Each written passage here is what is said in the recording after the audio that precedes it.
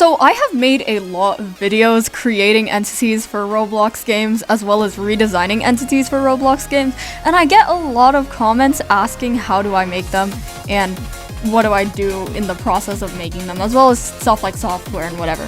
So today I'll be addressing those questions by going through my own process of how I create entity designs and the entire works behind it. I'll be doing this for both 2D entities like those PNG ones like Rush and stuff like that, as well as 3D entities or entities that are intended to be different from just the basic PNG. Also, this is mainly based off of Roblox Horror since those are the main games I play, so take this with a grain of salt for other games, but you can still use this. This is just my personal process, so just take these as tips.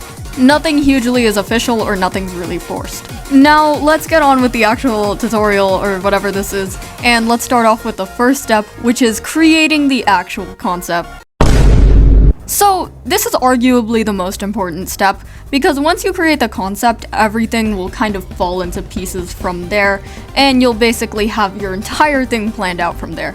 For this video, I'll be creating two of my own entities, one being a PNG like Froger Rush from Doors and Pressure, and another being one that's like a design that's meant to be interpreted into the 3D form. So how do you start this first step? Well, it's pretty simple. First off, you're going to want to think of a mechanic. What does this entity do? For example, a weeping angel entity, or an entity that just rushes through, or an entity that stalks the player, or a peaceful entity, something like that. Depending on the mechanic, it can easily shape how you design the entity. For example, if it's just a basic, it rushes through and just kills whatever, then you can just do a simple PNG, or you can have it be 3D, it just really depends on your taste. Also, if it's an entity where it should be something like, this entity can't see, or something like that, you should interpret that into the design. And you can really make the design anything as long as you're creative and make sure that it works well with the mechanic. Nextly, you're going to want to think of the atmosphere or the world that this entity is in.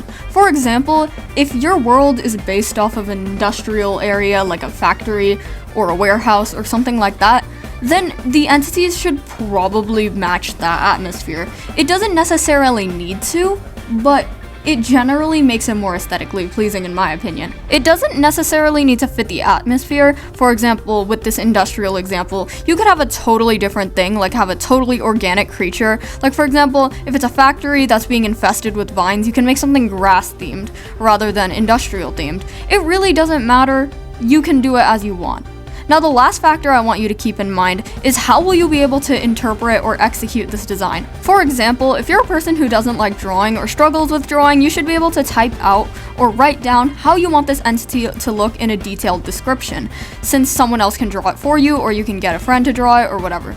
But if you want to draw it yourself, you should be able to make it realistic on how you're able to draw it. And you should be able to be willing to be flexible with how the outcome will look.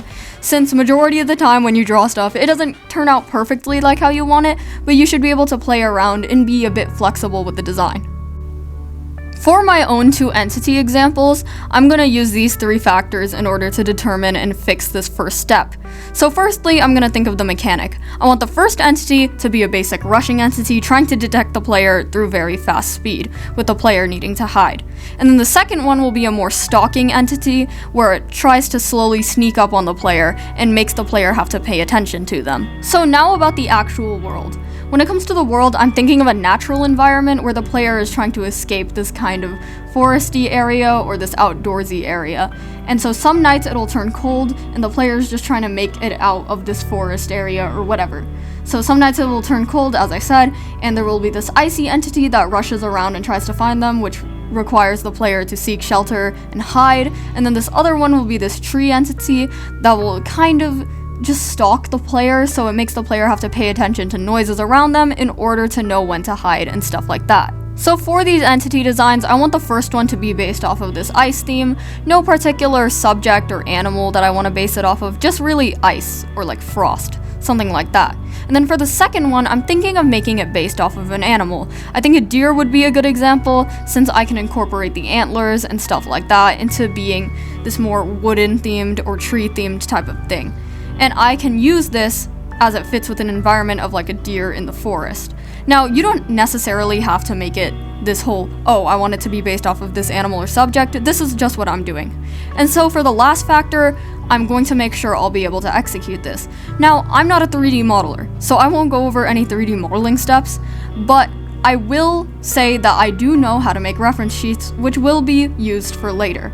And so the first entity, I'm going to be making a PNG using Autodesk Sketchbook, and then for the second one, I'll do the same software, Autodesk, and I will be using it to create a reference sheet, which I would send to someone else to make a 3D model, which we will discuss later on the second step, which is right now. Also, before I get onto this next step, we're like at 15k, and I want to reach 20k, so you should totally subscribe if you find this helpful. Thank you. Okay, so the second step is the actual execution of this design, or basically setting up and creating this design in order to be sent to someone else to finish, or for you to make it yourself in the last step. So if you're doing a PNG entity, this is where the second step is the most important, but if you're doing a 3D entity, or if you're just not drawing it yourself and it's a 2D entity, then this is where it comes into play.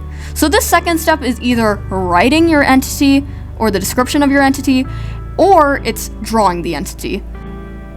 So I'm gonna go over the writing part first, since I feel like this is for a lot of people, and a lot of people just like sharing entity designs they have, even if they're not creating one. So if you plan to commission a friend, or ask a friend to draw it, or just even type out an entity concept, and you wanna make the appearance, then here's how you do it. So you're gonna wanna, first off, talk about the design. Like, that's straight up it, right? But you're gonna wanna be detailed. For example, with this icy entity, I could write, I want icicles sticking out of these sides, I want the teeth to be icicles, I want a glowing orb in the mouth, I want snowflakes in the eyes, and I want it to have these hollow looking eyes as well.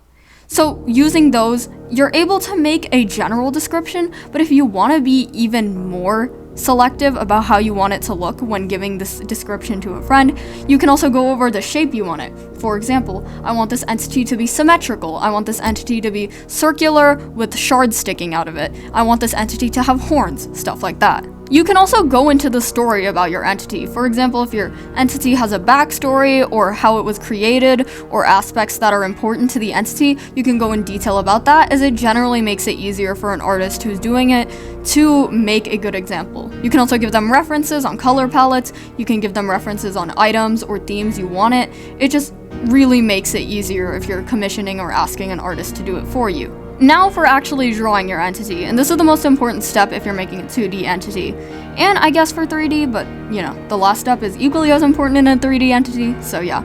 So when you're making an entity while drawing, first off, you're gonna wanna make a sketch. Easy answer, okay? Basic thing, make your sketch, and then start moving on from that sketch. If you don't like it, scrap the sketch, create more sketches. I'd say create multiple sketches. Here I'm not making multiple since this is just a test run, so I'm just doing whatever. But yeah, so create your sketch, make sure it looks like how you want to, make sure you incorporate the aspects you want to. For example, with this icy entity, I'm making the teeth icicles, I'm adding this glowing ball inside, I'm making the eyes look hollow with still these snowflakes in them, stuff like that. And I'm creating this design based off of the overall theme I want, using from the first step. This is just a general artistic tip, and I think it applies well to entities, but I'd say start off with the general shape first. So here you can see I just make a basic blue layer in the speed paint, and then I go over that with the other elements. Like for example, drawing in the eyes later and creating all this. Blending, shading, all that can come last. Just make the general shape, add the components you want. It doesn't really matter. You just basically draw it how you want. Now, talking about how to create 3D entities with this drawing step. So first off, you don't necessarily need to do this step if you're good at 3D modeling and you just want to, but I feel like it's a pretty good step as it gives a lot of preparation rather than just diving into it immediately. So you can make a reference sheet, which is basically just how you want the entity to look before you translate it into 3D. And so for this, you're going to first off create your entity concept like this, and I just did a quick sketch, you don't need to finish this.